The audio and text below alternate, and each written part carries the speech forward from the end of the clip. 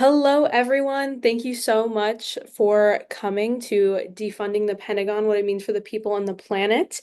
My name is Danica. I'm the National Co-Director of Code Pink. We are talking about Pentagon spending, reinvestment, what it means for the American working class and the planet as a whole. I'm really excited today. We have two amazing guests. Stephen is here. Chris will be joining us in just a few minutes, but I'll do the intros now.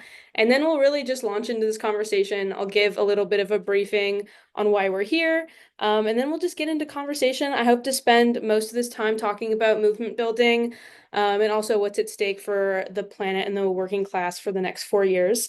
Um, Steven Donziger, thank you so much for being here. Steven's a lawyer and a climate activist who's been the target of an oil company revenge campaign for years. In 2013, Steven helped Amazon communities in Ecuador win the largest environmental judgment in history when a court ordered Chevron to pay 9.5 billion, $12 billion today to restore ancestral lands despoiled by the dumping of billions of gallons of cancer-causing oil waste. In retaliation, Chevron used its political and financial capital to countersue Stephen for contempt of court, strip him of his law license, and detain him at home and in prison for close to 3 years. Chris Smalls is the founder and president of the Amazon Labor Union. Under his leadership, the ALU successfully unionized an Amazon warehouse, a historic victory for the workers and a titanic defeat for the behemoth corporation. The epitome of an industry disruptor, he inspires students, workers, and communities to use their voices to envision and build a better future. Both of them are movement builders that I really, really look up to, so I'm really lucky to have them here in conversation today. Um, and both of them are deeply dedicated to the vision for a better world. So again, honored to have them. We felt the need as Code Pink to have this conversation because we're seeing a huge swarm of propaganda by the incoming Trump administration, namely Elon Musk and others, who are talking about cutting the budget. They mean this across the board, of course, but the Pentagon budget specifically was identified by Elon Musk and his new Department of Government Efficiency. I don't want to say the acronym because I think it's a little bit corny, but he did target the Pentagon budget as a potential target of cuts. So when we, Code Pink, or climate activists, anti-war activists in the US talk about defunding the Pentagon, it's really important that we distinguish ourselves from the Elon Musks of the Trump admin. There are clear differences between our demands in Elon's proposals. The biggest one being that we want any money that is cut from the Pentagon budget to be invested in life-affirming programs such as housing, education, healthcare, and other life-affirming services. And when Elon talks about cutting the budget, he's positioning himself as a major government contractor. His companies receive lots of government contracts to protect himself from any of the proposed cuts. And primarily, he has no concern for the working class of this country who are struggling to make ends meet every single day. The spending on the Pentagon is sort of I think, a microcosm of the ruling class's backwards priorities. The disinvestment in people is more widespread than that. The Pentagon conversation, I hope, though, can be a tool for making the sort of class war obvious. So Elon is talking about cutting the budget for the sake of cutting the budget. We're talking about cutting the Pentagon spending because half of the $1 trillion goes to private companies like Lockheed Martin, Boeing, Raytheon, and more. That's $1 trillion annually almost now. Two, the Pentagon is the largest institutional polluter in the world. Three, the Pentagon has never passed an audit, so we're giving a lot of our tax money to this agency that doesn't keep track of where all this money goes. And four, it's $1 trillion annually that should be spent on the people's needs and the planet's needs. So we're facing widespread economic crisis, and on top of that, climate change is destroying the lives of people who are already struggling, whether it be via hurricanes, the horrible wildfires we're seeing in Los Angeles, and unprecedented heat waves during the summers. And we actually can't afford, as a society and as a planet, to keep investing in the Pentagon instead of our collective future. Elon's framing is about government spending waste. Our primary concern, like I said, is our neighbors, our families, our friends, and our Earth. It's not just about cutting the Pentagon, it's about creating a world where people can thrive. So that was my long-winded intro, but I hope this conversation will be able to cover three core ideas. And hopefully we'll spend a bulk of this conversation on the last part. One is what is at stake currently? Two, how could or what would proper investment in the people on the planet look like? And three, like I said, hopefully a larger portion of this conversation, what do we do about it for the next 4 years? I'm always about action steps. How do we take the people in our community who are disillusioned by power and welcome them into the movement? Because I think the Pentagon issue kind of encompasses a lot of daily issues people are facing. Um, so with that, I just want to talk to Stephen now, and Chris will be with us in a few minutes. But let's talk about, Stephen, what's at stake currently. When people in the new administration are talking about budget cutting across the board, they've singled in on the EPA, for example, like albeit we have pretty weak environmental protections. But what do you think is at stake with the incoming focus on disinvestment in government spending? Well, thank you for having me. I'm truly honored. And I want to, before I answer your question, I want to give a shout out to you and everyone in Code Pink for the fabulous leadership and work you do. I'm inspired constantly by what you guys come up with and the way you speak truth to power and the way you confront power, always with great courage and intelligence. So you're an inspiration to me, and I'm honored to be humbled, I should say, to be asked to offer my opinions on such weighty issues. Um, but I will offer them. So what I would say, first of all, I think framing the discussion as like, what are we doing with the budget? And sort of pivoting off of what Elon and Vivek are trying to do, the Trump administration is trying to do, is a good way to think about this because it's a very practical way to figure out what our priorities are going to be as a society. And it allows the movement to really propose what I would argue would be very practical solutions. Like, where does the money really go? Are we going to invest it in life or are we going to invest it in death? Life is healthcare and housing and education, and protecting our climate. Death is war. It's weapons manufacturers. It's the stuff that certain small sectors of the economy profit off of to the detriment of the rest of us. So I think the fundamental dichotomy is, are we going to invest in life, the life economy, or are we going to invest in the death economy? And right now, first of all, we should never invest in the death economy. But if you're going to have a contest between the two, right now, the death economy has way too much hold on resources in our society. Okay, so that's my first sort of thought. And in terms of the practical ways money should be spent, I can comment on that maybe a little bit later, but I want to bring up one other point at the outset to sort of frame this conversation or help frame the conversation.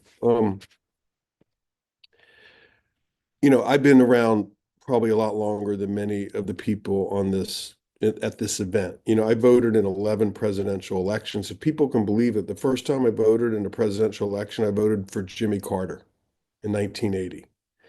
So I've been watching the long-term trends. I'm a political guy, and like it's not looking great. And I would really argue, from my perspective, and I'm 63 years old, we are in a new reality right now.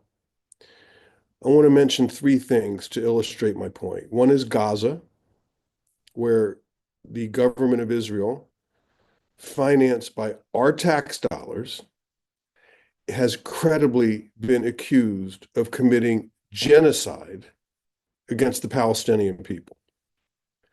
The second thing is the wildfires we're watching right now in LA, which are a one example of many of radical accelerated climate change around the world that is arriving way ahead of schedule.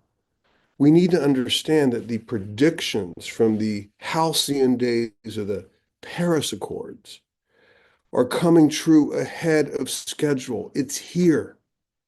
The cataclysm is here. And I look at LA with sickness in my stomach. I really do. Um, those neighborhoods, I don't see how it gets rebuilt, honestly. I don't see without this happening again. Like LA And I'm with LA in solidarity every step of the way. But I can tell you right now that LA will never be the same. And the primary reason for that is the fossil fuel industry, which our government, and I don't care whether you're a Democrat or a Republican, because I want people to know the fossil fuel industry expanded under President Obama and President Biden. It has an absolute grip, a death grip over spending and over politics in our society. And if that is not broken, we are really going to lose the earth as we know it now, if we haven't already. And the third thing is the ascendancy of Donald Trump for a second time. We have a man who is taking over power, who I believe is either a fascist or has extreme fascist tendencies. And all of the problems with the credible allegations of genocide in Gaza, with the climate crisis, are going to get worse with his governing philosophy. So we just have to recognize that there is a man taking power in this country at the highest level who did not run on a platform to deal with these fundamental problems. It really ran on a platform to accelerate them for profit-making purposes in terms of our, what I would call our new oligarchic class. You know, the Financial Times just came out with a story, which I posted about a few days ago, that Steven Schwartzman, who heads Blackstone, which is the world's largest hedge fund, personally gained $11 billion in wealth in 2024. That's one man. And the owners, I should say the CEOs of the top 7 hedge funds in the US collectively gained $56 billion in personal wealth. And your friend Elon Musk, who you're talking about, his personal wealth just in 2024 almost doubled from like 250 billion to 468 billion. We can't solve our problems with such a high concentration of wealth in so few hands. Not going to happen. So we have to sort of take aim at how the structure of our economy is designed to make the wealthy wealthier and to limit the opportunities for the middle class and the working class, and to expand our prisons to shove people in prison and over incarcerate our society in a way that is obviously extremely troubling. So with that very optimistic analysis, I'm just kidding. Obviously, I just want to emphasize that we are facing some serious shit, guys, right now. So when we talk about how we're going to spend the budget, or, you know, or is the EPA environmental regs going to be weakened? Yeah, they are. But like I would argue we have a much more core problem in this country right now and in the world that is like extremely disturbing. So I'll stop right there. I sort of just framed it. And by the way, I'm not like cynical about it, and I'm not even pessimistic about it. Like there's a lot of work we can do to build our own power to deal with these problems, which I can talk about at some point tonight if you want. But what I don't want to do is have a conversation where people are not recognizing the scope and gravity of the crisis we are living in right now. Yeah, I totally agree. And you mentioned Gaza and LA, and I'm thinking about we have all of these issues to deal with, and I think it from a movement standpoint, sometimes the issues are pretty isolated from one another, but if we're talking about regular people, these issues couldn't even get more like people who aren't part of the movement or part of an organization or whatever you want to call it. Uh, Mhm. they like for them, it's everything all at once. And I think, we have a War is Not Green campaign at Code Pink where we talk about, you know, Gaza, for example. It's like there's an ecocide happening in Gaza, but it's not something that we can care about the environment, but not care about the Palestinians that are being murdered. It's Hmm. a ecocide is a facet of the genocide that is going on in Gaza. And I think I'm just wondering what you think about how receptive the climate movement is to like absorbing war as an issue and Pentagon spending as an issue that's just all encompassing because I think we need to get better at being all encompassing because that's what our struggle is. But yeah, wondering what you think there. I think that's key. I don't look. I think the climate movement could be a lot more open to drawing connections between the climate crisis and these other issues because they're all connected, in my opinion. So, it's to me, and I'm an environmental justice lawyer and I'm a justice lawyer and I care about justice, whether it's the environment or just people getting screwed. Okay. I don't like it. And that's what I do. I try to correct it, fight for it, empower communities. Um, I would say that and I am part of the climate movement. I would say a lot of my friends in the climate movement, in my opinion, are not bringing to the table the analytical framework to draw a connection, for example, between what's going on in Gaza and the climate crisis in the United States. I mean, there's people aren't drawing the connection. And when you draw these connections, you are really leaving a lot of leverage on the table that the other side is going to take advantage of because it keeps us really in silos and very divided. I do want to say, though, that the role of the media in not providing an analytical framework to understand all the seeming chaos, which isn't chaos at all to me. It's specific things that are happening as a result of structural flaws in our rigged system. Okay. It's not just chaos. It's not just natural disasters. It's stuff that is a predictable byproduct of how we're structured, in my opinion. Okay. And if we do not draw these connections, we're really just screwing ourselves. But we can't count on the mainstream media or the corporate media to draw those connections. I mean, you can barely shake a stick at a tree and get a story about Gaza anymore in the last 6 months in the US media. While there's a massive genocide occurring according to legal experts. Okay. The media has an incredible ability to cover news in a way that is preservative of this unfair system. Okay. That's the role of the New York Times. I mean, God, you guys are so lucky to know this already at a young age. I read the New York Times every day for 30, 40 years thinking it was the Bible, like before the internet came, you know, and now I realize late in life, way too late, the role of the New York Times is very simple. It's to sort of curate the news in a way that people can be somewhat informed while preserving the status quo and preserving the system. So they minimize the atrocities in Gaza because the United States is the greatest country on earth. How could we possibly be funding a genocide?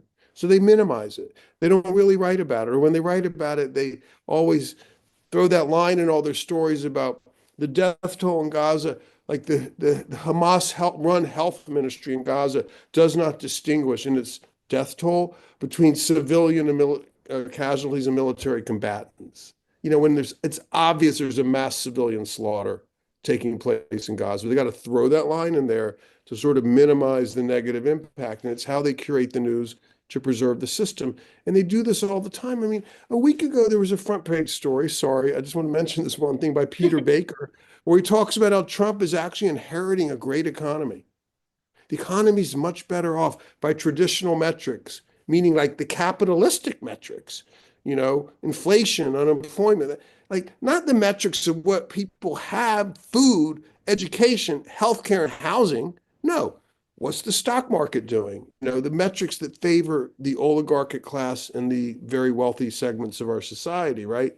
So, we're experiencing tremendous distress. Most people, I mean, I would say the majority of people in America are experiencing great insecurity and tremendous economic distress. Well, the New York Times was a front page story about how the economy is actually pretty good when Trump's entering office. And, when you get exposed to this misdirection in the media daily, multiple times daily, it is really hard to come up with an analytical framework where you can connect the genocide in Gaza with the wildfires in LA and the ascendancy of Donald Trump and what I would argue is the fraud he's committing to convince working class people that what he's going to do is actually help. You need a framework. And by the way, I'm not defending Joe Biden or the Democratic Party with this analysis. I mean, I actually think the Democrats created an opening for Yeah, for totally. Trump to commit what is fundamentally a fraud against the working class by taking power, by not by the because that party never dealt with fundamental issues of what it's like to be a worker or a person who uses his or her labor in American society. So I'm not defending the Democrats, but I am pointing out that, you know, we're at a point now where we don't really have much alternative politically. There's no national party other than a far right party that is kind of like the equivalent of the AfD in Germany at this point, the US equivalent, and a center right party, the Democratic Party, that, is way to the right of where it used to be when I was growing up, so corporate. And those are our options. Basically a far, far right extremist party and a pretty,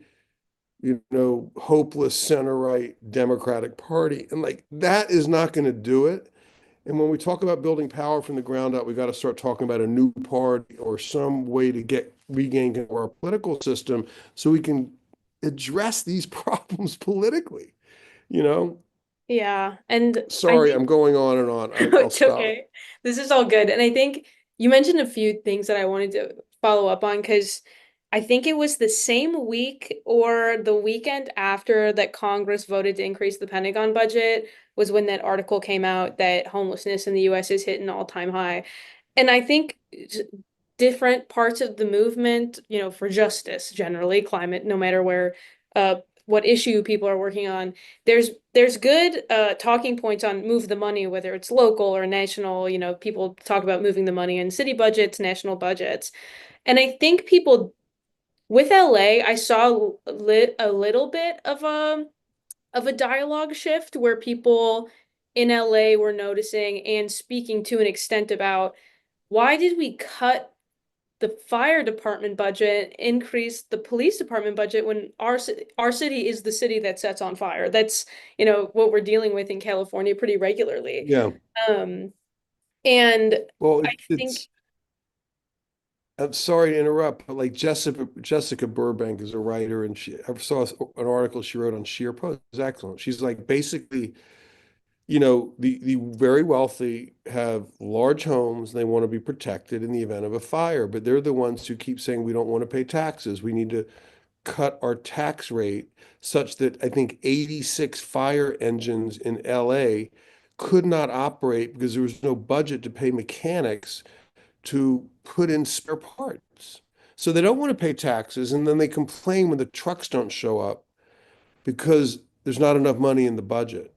So, I mean, I'm glad you brought up the fire budget for LA because I think that's a really good illustration of the fundamental problem. They want their cake and they want to eat it too. And the reality is, you're and to talking about save the money, they Pentagon want budget. to, and to save money, they want to use incarcerated people to Oh, fight the fires. inmates. Yeah. And then when the shit hits the fan, they actually spend their own private money to bring in their own private firefighters, which is happening all Hmm. over LA right now. So their home can be protected. And even though their neighbors' homes are burning down. And it's like it reminds me like you see this in like countries with huge disparities in wealth, radical. I've seen this in Brazil. I've traveled a lot in Latin America where like you literally have people so wealthy and they don't feel secure because there's so many people with no money. So they commute to work in helicopters. They don't want to be on the streets. You see this in Brazil. There are people literally commuting from like where they live, 30 miles out of the city, into their office by helicopter landing on the roof. They don't want to have contact with people. They do not feel secure. And the reason they don't feel secure is because of the enormous disparities in wealth in that society, which we are really seeing manifested more and more in our society. I mean, it's just extraordinary. I mean, one simple way of putting it, your budget discussion, the United States has generated a ton of wealth. We are a wealthy country, okay? Let's acknowledge that. A lot of it is because we really good at exploiting other countries and bringing their wealth up to us, particularly in Latin America, Africa. Okay. Um, we are wealthy. Okay. You probably could not design a more unfair wealthy society than the United States of America. We are the worst wealthy society on earth. We are bad to really distribute resources the way we do. We're mean. We're mean. It's really hard. There's no worse wealthy country on earth to be low income in than the United States of America. I mean, I can't walk out my door in Manhattan, and I live in a two-bedroom apartment, by the way, where I was detained by Chevron for 993 days, which is related to this. And I cannot be hit up by like lots of people who need a dollar, and I treat these people as much as I can with compassion. But God, we don't have to be this way. These are policy choices. Yeah. I see Chris is here. I'm actually more interested in what he has to say. Hey, Chris. Yeah, Chris, are you with us? I can't tell. Yes, I am. Oh, I'm sorry. My camera's off. I'm here. I'm sorry about the Man, tardiness. we No miss worries. you, man. Good to see Just you. let me just say before Chris talks. I met Chris when I was on detention. Look at you. I met Chris when I was on detention. He came by to visit me and he had just organized the Amazon labor union. And we realized in that first meeting we had a lot in common. One of the things we have in common is Jeff Bezos in fighting Chris and Chevron in fighting me both use the same damn law firm, Gibson, Dunn and Crutcher. Yep. By the way, that's the same law firm that's trying to destroy Greenpeace right now in this mother of all slap suits that's supposed to start in court in North Dakota next month. Right. So we have bonded for 2, 3 years, and I have great respect for Chris, and I always love hearing what he has to say. Likewise, brother. Likewise, man. Always a pleasure to be in company with you and Donica. This is our first panel together, but it won't be the last. Yeah, inshallah. It's good to see you. Absolutely. Um, yeah, so I don't know what you've heard so far, but we've covered a lot in a brief 29 minutes. So I'm happy with that. But we're talking about just the backwards priorities and trying to make clear the contradictions between what the ruling class is saying. And Stephen said something interesting about the vacuum of power that the Democrats created when they were insisting that the economy was great, but people couldn't afford groceries. And that was made pretty clear to people. And I think, you know, with 40 or so, and this is like at a macro and micro level, because at a macro level, nationally, 40% or so of our budget is spent on defense spending generally of our discretionary budget. And it's the same in Chicago. I'm in Chicago, we spend 40% of our budget on the Chicago Police Department. We're also talking about LA and its budget structure too. And I think working people can see clear as day the money being taken out of every paycheck that they get and not seeing anything being done for them. Our bridges are collapsing, our roads are terrible, people can't afford groceries, people can't afford rent. Landlords in LA are already price gouging people who are desperately looking for a new place to live. So it's clear as day to like regular working class people how our money's being used and how little we're being invested in. So I'm wondering, Chris, what you think about how we make clear those contradictions, like as a whole, movement wise, between like labor and climate and anti-war. Yeah, you hit it on the head. I mean, there's a disconnection here in America, and it's clear as day. We saw with the last election. We've seen how the Democrats continuously gaslit us. They continuously use funds, taxpayer dollars to send to endless wars, to commit genocide, and then scream in our faces that there's some type of joy in the atmosphere, as if we're supposed to have amnesia because of all the things they feed, all the propaganda they feed us every single week, every single day. And that's just not the case anymore. I think a lot more people are paying attention to uh, just how society is right now. And this started, it started way before the pandemic, but the pandemic was definitely eye-opening as a catalyst for some of the things that we see that are still transpiring when it comes to economics in this country. Billionaires are still getting richer, corporations are still doing better, and the working class is getting poorer and poorer. And that's just the name of the game. They want to continuously align with the politicians. We're talking about Jeff Bezos, Elon Musk. You see how people may have forgotten this part, but Jeff Bezos and Trump used to be enemies, are frenemies. They used to be frenemies. But as soon as he becomes the president, Jeff Bezos is on his knees over there giving them $40 million to lobby, just because we already know that there's going to come a point in time where he's going to need to borrow some taxpayers' dollars, billions of dollars, so that he can play in space on his penis rocket for $10 billion. So, and this is something that is not just on the right, this is on the left.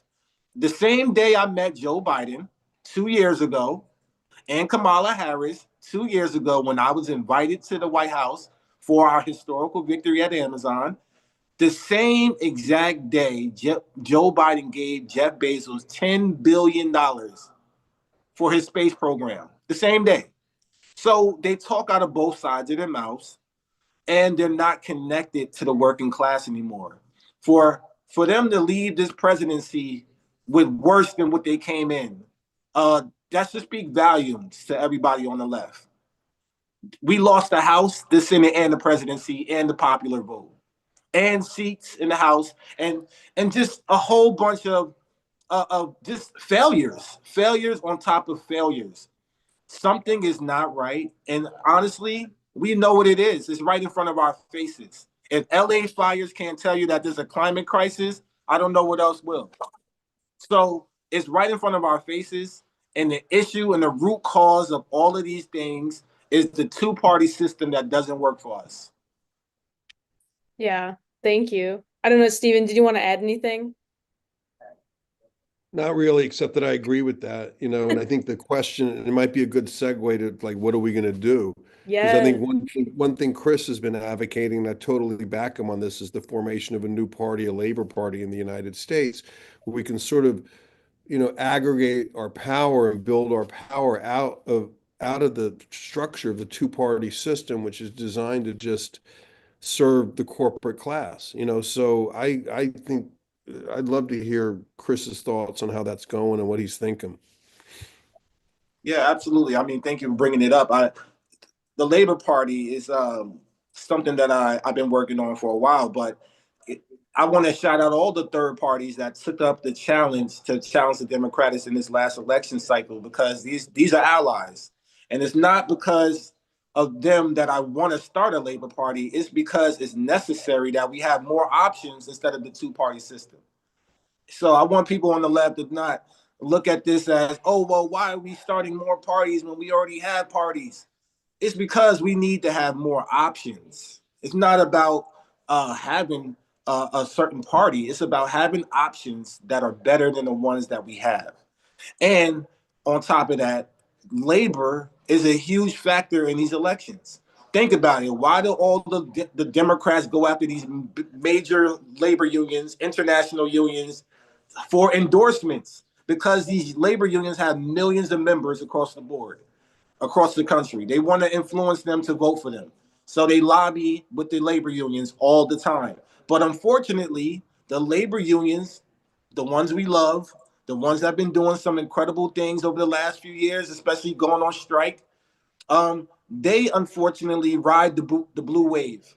So whatever the Democrats do is what the labor unions do. We've seen that with the endorsements. We saw that how they supported showing up to Kamala Harris DNCs in the background while they're literally on stage with a billionaire like Oprah, which doesn't make any fucking sense to me. Excuse my language. I don't know if I can curse or not, but just coming from a union background, you would never see me, myself personally, be in company with a billionaire talking about, they're going to be the ones to deliver a message to the working class, because that doesn't add up. So I see the Labor Party in America being a way to also hold unions accountable, but also get them to break away from the two-party system and start thinking about third parties as a whole. Yeah. I think I and some of our friends at Code Pink and other organizations that we work with are really scared of people getting disillusioned and hopeless, and we're trying to find ways to intervene in that. And I think definitely like a long-term strategy or a short to long-term strategy is starting a new party and figuring out how to infiltrate the mainstream media that Stephen was talking about a little bit more and disrupting the narrative, making sure all of our issues are connected. And what we've come up with and like what we're focusing on over the next 4 years is just deep community building and like I know we have an antisocial tendency because capitalism benefits from our antisocial tendencies, but like getting people to talk to strangers and getting our chapters to talk to their neighbors and coworkers as much as possible is something we're focusing a big majority of our time on. But I'm Yeah. wondering what both of you think about what people who are listening or might watch this later can like start doing daily as a way to like infiltrate the messaging, connect the issues, or just bring more people into the movement. Yeah, I mean, honestly, Maybe I'll start. go ahead, Steve. Go ahead. You got it.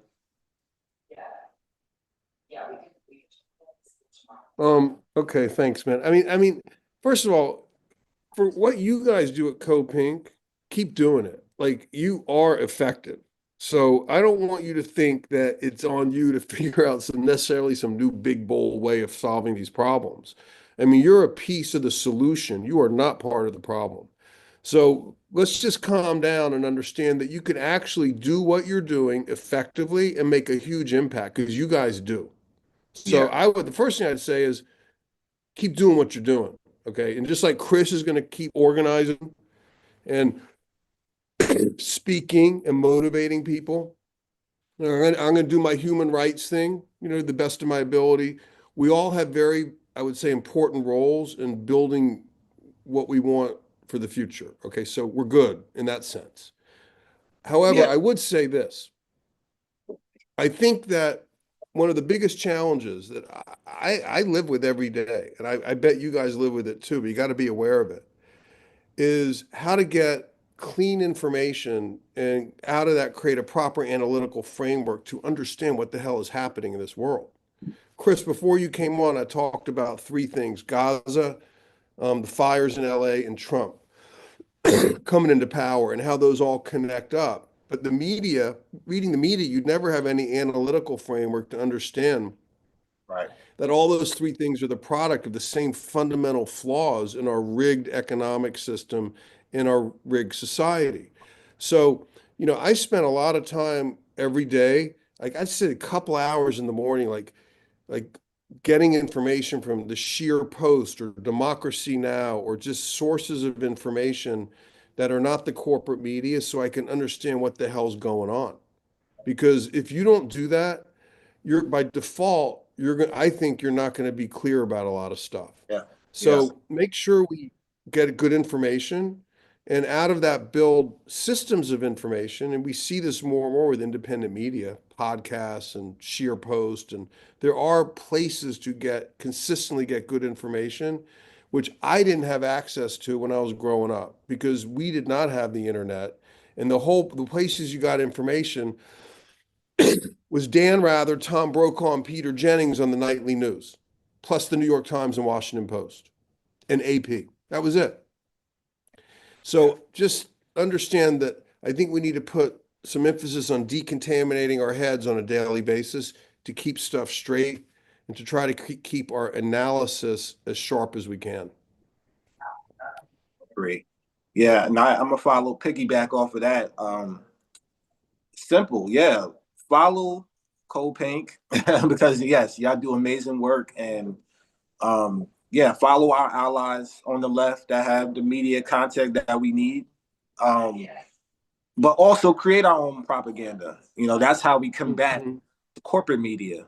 Uh, we have to create it. We have to do podcasts. We have to do town halls like this. We have to have discussions like this because me and Steven are not going to be seen on CNN no time soon. No. If we're lucky, we get on MSNBC maybe. Maybe tomorrow, wink, wink, wink, wink. Maybe tomorrow at 6 p.m., you might see a familiar face. But that doesn't happen often. That doesn't happen often, is what I'm saying. And there's a good reason for it. It's a good reason for it because, like Stephen also said, the way of them keeping us divided is being distracted. With half of it is nonsense. It's bullshit. It's bullshit. The Democrats lost the election because they focused on Trump way too much, but not also being disconnected. Also, the fact that they're committing genocide. So those three things definitely are related.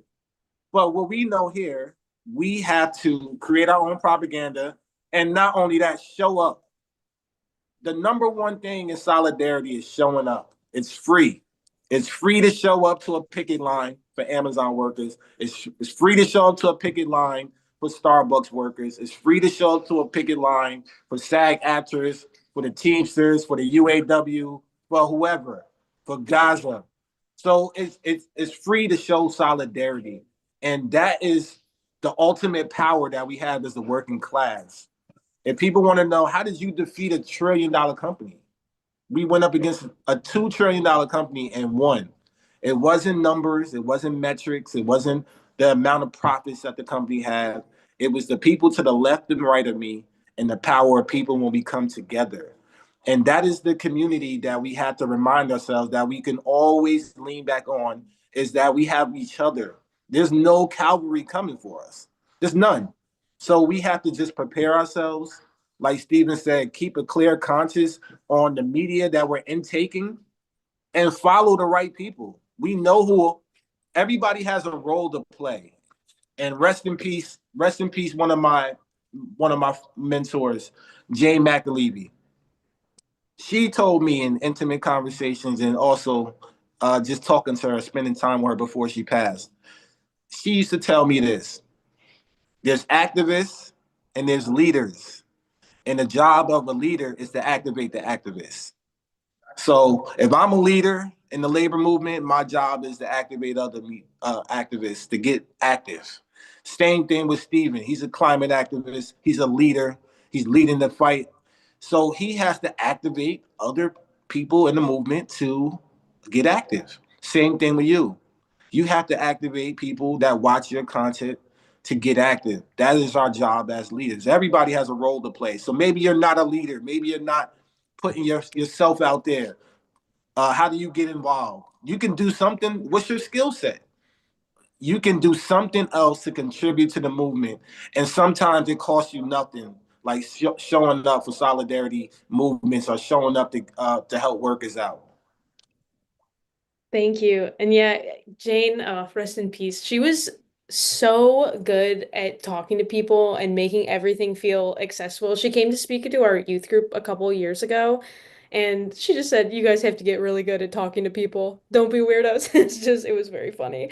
But Sounds just like her. Yeah. Going back to sort of the original topic, I think Code Pink's identified and a bunch of other groups in the anti-war movement have spent the last couple decades identifying the Pentagon budget as sort of something that encompasses all and can be related to everyone somehow. So I'm wondering how you both think of war spending, but just generally the issue of war, peace, whatever it might be, as a tool to bring cohorts together from different parts of the movement and like form that solidarity, and also what other pressure points you think you've identified that can kind of like what issues can touch like everyone's heart in one way or the other. Man, number one, we definitely need to defund the Pentagon. That is that's the absolute must. That's a no-brainer. But on on a grassroots level, um, man, shout out to all the activists that have been protesting for Palestinians for the last year plus. Shout out to everybody, because you lost something. You lost something. Everybody's been affected by it. I know I've lost, I don't know, plenty of opportunities. I'm gonna say that. I lost plenty of opportunities just for being vocal about it. And you know what? I have no remorse about it, no regret. I love the fact that every day I can get up, or I can at least go to sleep at night knowing that I'm on the right side of history.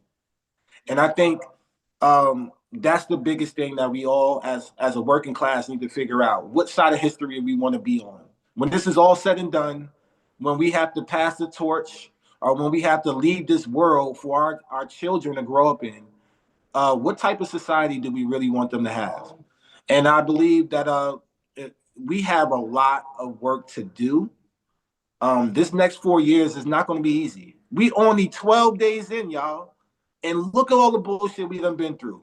That sounds like an old school song, right? But this is real life. This is really happening to us every day. So if we don't fight, who else is going to do it? And that's the mentality that we have to have. This is not this is not a sprint. This is a marathon. And this is a lifetime fight that we all signed up for. Believe it or not. If you would have told me 5 years ago that I was just going to start the Amazon labor union, I would have looked at you like you were crazy because that wasn't my life. But what radicalized me was being fired in the pandemic by the richest man in the world. And everybody can do exactly what I did, decide to fight and just advocate and stand up for what's right. And I think obviously when you're talking about the budget, the Pentagon budget, we already know the numbers is right in front of us. They show it on the news. They show us every year, and they act like they're so shocked that they fail audits, right? That they've been failing the audits. They're money laundering. That's just what it is. They're stealing money and money laundering, and they're money laundering the way where we're supposed to just take that shit. But I think we're at a point where we're going to say enough is enough, and I hope to see more of these protests, and I hope that we continue to shut shit down because that's the only way that we really are going to get sustainable resources and sustainable lifestyle again in America is by withholding our labor.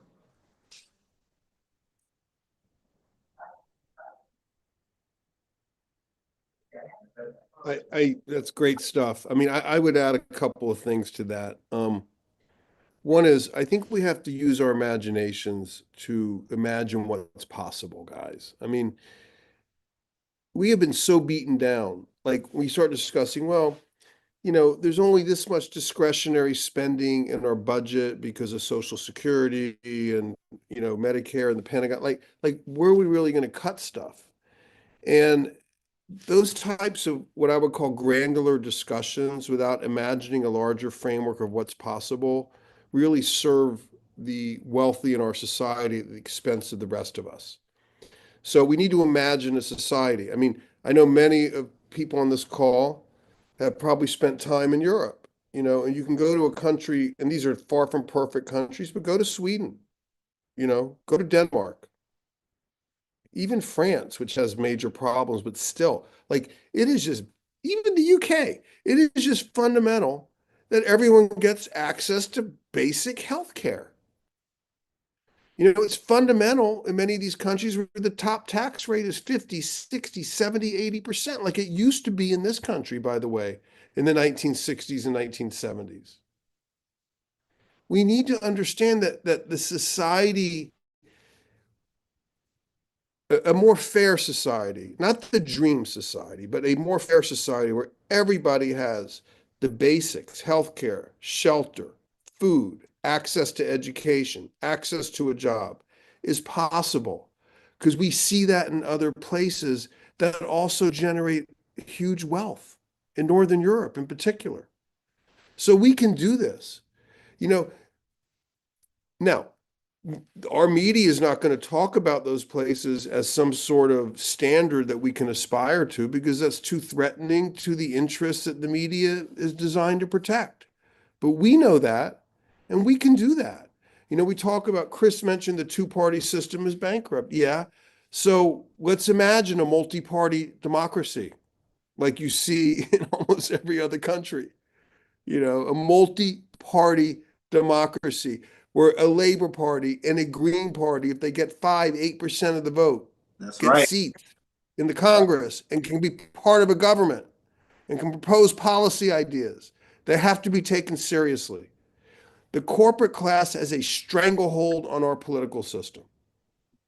That's right. One small example. I mean, I don't know how much people know about my story, but like I'm the only person ever criminally prosecuted in this country by a corporation, by an oil company, Chevron, on a contempt of court charge. And they ended up locking me up for almost 3 years, most of them in this apartment where I'm sitting right now with an ankle bracelet. When it began, my son was 14. When it ended, he was 17. My son only child from 14 to 17, sat here with his dad wearing a goddamn ankle bracelet for 3 years, couldn't go out. Okay. That could not have happened but for the corporate capture of our government. And I'm talking about all three branches, including large swaths of our judiciary, which we see now in how our Supreme Court, there's 6 people, for crying out loud, unelected, who pretty much control how much freedom the rest of us 350 million people are allowed to have in so many areas. So we need to imagine what's really possible, okay? And we need to see how other places do it. And we can emulate that and we can aspire to that. And I'll also say, just as a practical thing, Chris talked about the need to do our own propaganda, which I totally agree with. I want to give you an example. Code Pink could, or with some of your allies, kind of analyze all the reports out there about budget cutting from like progressive think tanks like the Center for Budget and Policy Priorities, et cetera. And out of that, write like a simple 5-page recommendation. This is Code Pink's position on the US budget and what the Musk Ramaswamy team should adopt. Jump into their goddamn debate, because the media is going to cover that big time and come out with like a 5-page recommendation that places squarely the issue of the need to cut the Pentagon budget right on the table. You cannot cut any other goddamn thing, not Social Security, not Medicaid, not Medicare, because I promise you that they ultimately want to do that. They don't like these social welfare programs. They want to get rid of them. And you put it on the table and make them debate the issue on your terms. Get in there. And Code Pink could do that. I mean, I don't know if you can do that or even want to do that, because I know you're more of an activist group, but like walk around with a 3-5-page plan. Say this, that can set the terms of the debate in a big way. So, being able to move quickly to understand how if you can create a document, you can then do activism off the document, and you can be taken more seriously in terms of the policy piece of it. But I see that as something Code Pink could do. By the way, if you don't want to do that, no offense taken. Someone should do that. But I'm I just do love that describing from the idea. progressive. Yeah. And I hope Put our it out there. staff is I'll watching. promote it on my social. Chris will promote it. Jane Fonda will promote it. Let Code Pink be the leader on this issue, on what Dodge, whatever it's called, their organization should do. I'm all for it. That's a great idea. And I know we're wrapping up here soon, and I love what Chris said about it's a marathon, not a sprint. And I think today was huge emotionally and just in world events. I want to say Cuba got taken off the state sponsor of terrorism list, which is something we've been working on for a long time. Congratulations. That is a huge victory. It's huge. Yeah. Huge step forward in the right direction. We still got some work to do. We still need blockade. But yes, for somebody who met their president, for somebody who's been down there, and somebody who's actually going back there this year, I'm very happy for the people of Cuba. Cuba, see, blockade, don't know. Yeah, and also people are very optimistic about a ceasefire deal coming along soon in Gaza. So I'm hoping for that, and I'm hoping that's the case very soon. Um, I'd like to give you both opportunity to plug anything you're working on. Where should people tap in and follow you? But also just a little wrap-up question. Where are the opportunities you're seeing over the next 4 years for optimism? Sorry if that's heavy or hard, but I think it might be a good spot to end on. No, I mean that's perfect. Actually, I mean I briefly spoke on it already. For those who don't know, I'm starting a Labor Party. From scratch. Take it from somebody who visited a lot of these countries that Stephen has mentioned. And actually, the policies that I'm working on, a lot of them come from other countries that have universal health care, that have free housing, that have no homelessness. that have 0% crime rates, that have, free student housing, free college, all of these countries that have these things already. It's amazing that we don't have it in America. But also, another thing is 70% of Americans don't have a passport. So a lot of people don't leave the country. And that's shocking that I found out too. So just knowing all these things, um, we can do better. And we deserve better. And it's right in front of us. It's right in front of us. As I said, I visited a lot of countries. Cuba's one of them. And I went to Cuba, where a country where not only is it healthcare, there's no crime. You can walk around, you can enjoy the culture, the food, the music, the beautiful scenery, and feel safe. So these are places that exist. These are things that are attainable and things that we rightfully deserve as Americans. And if we don't fight for it, it's never going to be given to us. So for the next 4 years, I invite everybody to join me in building the Labor Party. Join me in any way possible with helping Amazon workers get a contract. I'm still fighting for JFK workers to get a contract as a founder of the Amazon Labor Union, and look forward to other strikes, nationwide strikes that we're going to do in the next 6 months. And lastly, damn, I lost my train of thought. But lastly, my film Union is shortlisted for the Oscars right now. We're hoping that we get nominated. We're not going to be seen on Amazon Prime, so we invite everybody to go watch the historical battle that we took on at Amazon Staten Island. You can watch our movie called Union. Is literally right now being shortlisted on the Oscars without distribution. So I'm putting in perspective for y'all. Our film came out last year, and it has not been bought by Netflix, not been bought by HBO, not been bought by Amazon Prime, not been bought by anything that you can imagine. Hulu, Disney, nothing, because they're all afraid of Amazon, and they're never going to buy it. So we have to distribute it as the people. So it's been doing great. We've been doing screenings all over the world. And we've shown it to many unions, thousands of people. But it's right now. This is the last week you can watch it online. Go to unionthefilm.com. You can watch the movie right now. It's about an hour and a half. Historical battle of how we beat Amazon and created the first union in American history. Follow us on social media. Follow myself at Chris Smalls, at Shutdown Amazon on Twitter. I'm not calling it X because I hate Elon. And thank you, Cole Payne, for putting this together. We really appreciate it. I'm looking forward to a future conversation for sure. And shout out to Stephen Dodginger. Pardon Stephen Dodginger. Biden, you got what, 8 days, 7 days? We all need to push that on social media right now. Hashtag pardon Stephen Dodginger. Joe Biden, you got 7 days. Are we going to be outside your house? You heard? Thanks, Steven, Chris. Oh man. Yeah. I I love Chris. I just want to say something. Thank you, Danica, and everyone on this call. Man, you guys, I want to say something about what we do. Okay, again, go back to that because I've said a couple things. Keep doing what you're doing because it's effective.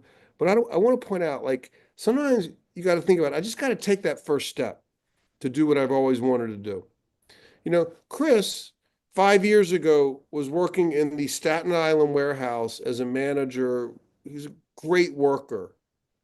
And COVID hit, and boom, he's like, bam, we're going to organize because this is bullshit. Okay. And out of that decision, out of taking that first step, he and his colleagues successfully unionized the first Amazon warehouse. I mean, it's pretty extraordinary if you think about it. And by the way, that's now produced a ton of other labor organizing in Amazon. And I would argue it's motivated lots of people in other places to organize as well, based on that inspirational example, which is captured in this great film. I was a young lawyer in 1993. Someone invited me to go to Ecuador, and I took the step to go to Ecuador. I wasn't even a year out of law school. Saw this environmental devastation, and with other lawyers, we said, let's just file a legal case. It was a pollution case, guys. It was a big case, but it was just a pollution case. I thought it would be resolved in 2 or 3 years max. It was so obvious a great wrong had occurred. Okay. And that changed I didn't know it at the time, but it ended up changing my life because it grew and grew and grew into what became the largest environmental judgment in world history and probably the most important corporate accountability case in world history. And the first time, meaning me, a person's ever been privately criminally prosecuted by a corporation in the history of our country. Okay. That became my life because I took that first step. By the way, we won I want to be clear, I'm good. We won the case. I know I was detained. It's over. We're strong. We're good. You know, my point is you can do really meaningful things once you just get going. You never know at the beginning where it's going to end up. Just be dedicated to the mission. Follow it through. And you know what? Not all these things end up being these big things, but sometimes they do. But even if they don't, you're doing good work and enjoying yourself along the way. You know, Chris just talked about starting a labor party. Mark my words, this thing is going to happen and it's going to grow into something relevant and significant. And you know, it's not impossible that one day the Labor Party will compete for political office at the highest level, and Chris could be that candidate. Don't put that on me. Because he's taken that step. Okay? Oh, man. Because he's taken that step. So I just want to tell people, take the step, whatever it is. Take the step. Many of you are already doing it. Keep going. Others are thinking about maybe moving in a different direction or starting. Do it. Take the step. Just do it. Yeah. Do it, y'all. Thank you both. And I think if you're listening to this, whether it's on YouTube or if you're on here with us, I think it's going to be really important over the next 4 years to find your political home if you don't have one. It doesn't have to be with Code Pink. It could be with your union. It could be with a climate group. Just be there and be in solidarity, like Chris was saying, and just do it, like Stephen was saying. So. On the 20th, I just want to plug this. We are going to have actions all across the country.